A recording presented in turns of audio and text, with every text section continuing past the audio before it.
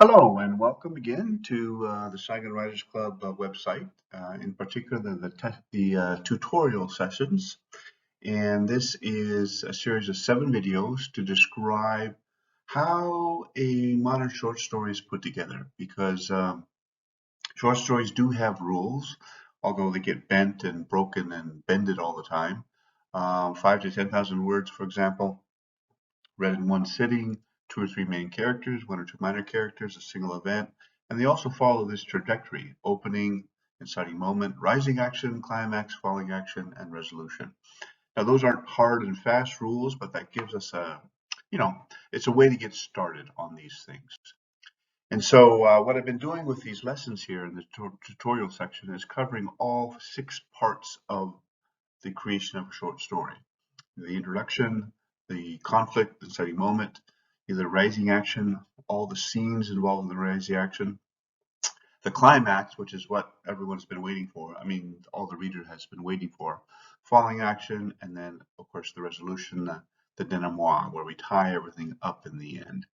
And so, as you know, I am using my own short story here, Memo from the Landlord, to describe each of these sections, each of these parts. And this is the 6th of the 7th video, the 5th of the 6 parts, and that is falling action. And so in this tutorial, it'll be all about falling action. So falling action. So the climax is done.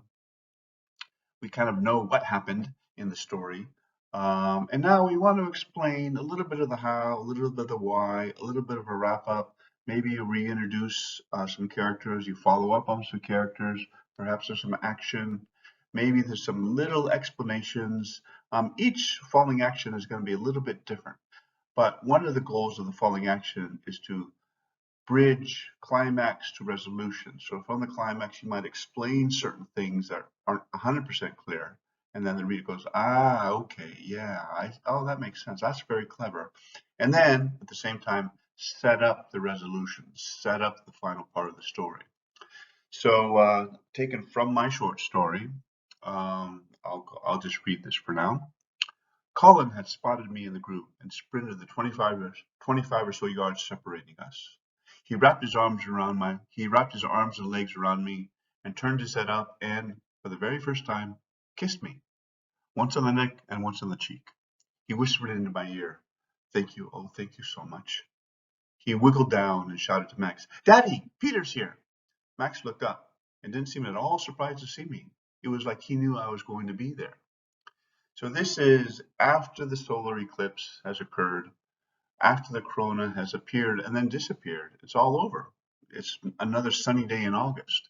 And then Colin sees the narrator, sees a guy named Peter. First time we actually know his name. Uh, and he kisses him and he says, thank you so much." He wiggled down and shouted to Max, "Daddy, Peter's here." Wiggled. I spent some time thinking of that verb. Wiggled is a verb that an 8-year-old boy will do. They don't move, they don't climb down, they wiggle down. So again, that's something that we do in our creative writing classes. Is we have a section called I Love Words, where we really dissect and look into what's the best verb to use in this scenario. What's a really good noun? Okay, we can do an adjective. So what adjective or what phrase? The I Love Words is a fun part of our class, and I hope that it builds up a love affair with words amongst the students of the Saigon Writers Club. So then we go into some dialogue to explain a bit of the climax and to set up the resolution. And the dialogue that I use is between Max, the lead character, and Peter, the editor of the newspaper. "I didn't know what to expect, but I wasn't expecting that," he said. "What did you see?" "What about you? What did you see?" he asked. "You go first. In fact, give me 700 words on what you saw and we'll run it."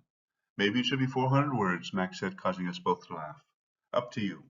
"Hey, you guys," shouted Colin, "let's go swimming." "Good idea," Max said as he got up off his knees. He looked over at the father and daughter. "You guys go ahead. I'll meet you there. I want to talk to some people first." So Max, of course, is a journalist. He wants to do a couple interviews. Colin is an 8-year-old boy. The eclipse is done. Let's go swimming because they're at a swimming spot. And then the editor says, okay, let's go, assigns him his final thing. So we kind of explain what Max was thinking and feeling. And then the editor, Peter, says, okay, give me an editorial, give me an op-ed, 700 words.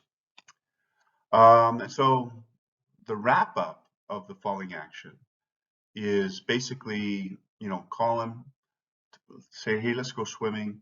And then Max tries to do something else. And then some reflection on the part of Peter, on the part of the editor. Colin grabbed my hand and started pulling me away from everyone and towards the hot springs and the swimming pool area. They got slides, a diving board, even a game room. It's cool. We can have pizza. Come on. It'll be fun. And of course it was fun.